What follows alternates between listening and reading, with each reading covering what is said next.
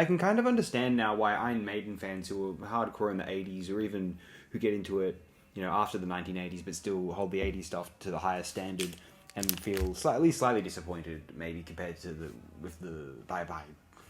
newer material from the 21st century. The new material is more proggy, and it's longer, it's more complex, and you could say interesting in some respects. It's less kind of straightforward and caveman. Although one could say these new compositions can fall flat on their face and be meandering and uninteresting when they're trying to be more creative and kind of captivating. Here's the thing. I'm listening. I historically didn't consider myself as much a fan of this album. I'm listening to it again, and it's very engaging. I think I like it a lot. This imagination with the songwriting, with the musicianship, and the lyrical content behind 1988 Seventh Son of a Seventh Son. Apparently this is an era when a lot of heavy metal acts decided that this was the coolest, most metal thing to do, was to create these rock opera things, like you had Tommy or The Wall or something.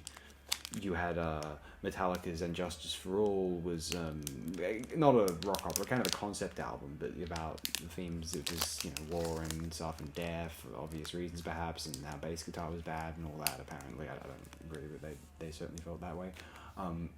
And obviously, their outright rock opera was the Queensryche album, Operation Mindcrime. I've never really been struck by Queensryche personally. I guess I had to be there. I don't know. Just not my thing. I'm not enough of a metalhead, I guess, to really get so into that. But whatever, hey.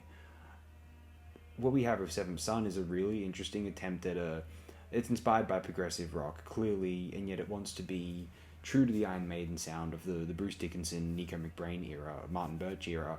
And yeah, it's a really stellar piece of work, and I think it's fair to say that I don't know if Maiden released a more interesting album after Seventh Son. Like, there's another. I really like Matter of Life and Death. Final Frontier is decent. Dance of Death, yeah, pretty good. Brave New World, good. A lot of these albums, I mean, they don't have a feel. They don't have like a concept. They just kind of put tracks out there. They don't really think about what's a not so good a track, because you can fit it in the CD, or you just put a bunch of nonsense together so people can drive around in their car to.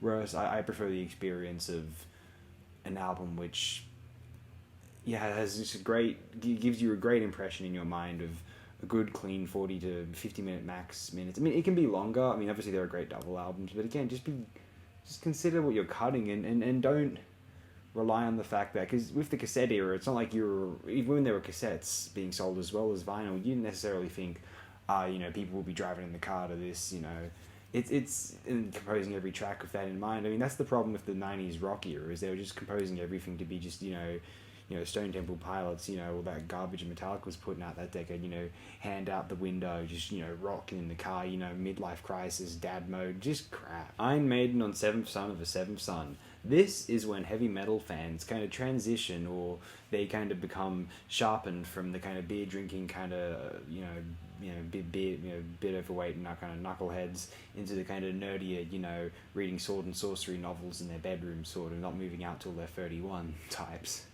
It's cool. I like that. No, because I find it fascinating how heavy metal can occupy that. How someone who's interested in I don't know, mathematics and science fiction becomes interested in heavy metal, thrash, black metal, death metal, the technical metal. That's what I want. Dream Theater. Hell yeah. Like, that's interesting to me. That's cool. I like that.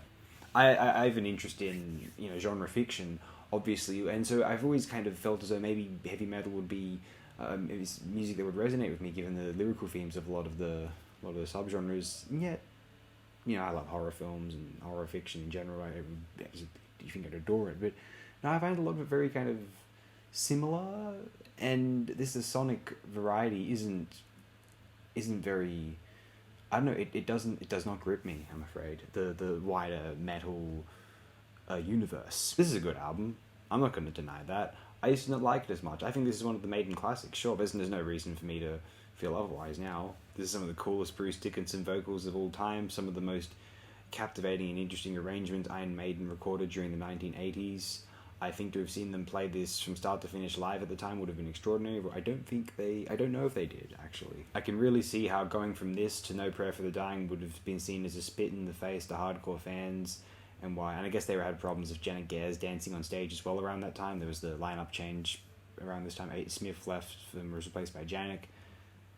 I mean, that is what it is. I'm not really a live gig kind of guy, and I certainly, I mean, with Maiden, I mean, I didn't really have a chance to see them in their prime, and I don't really go and I can't be bothered seeing them now personally, but it's just, yeah, look, if that's how you feel, that's how you feel. I'm not gonna argue against that whatsoever. And the bottom line is, yeah, quality album.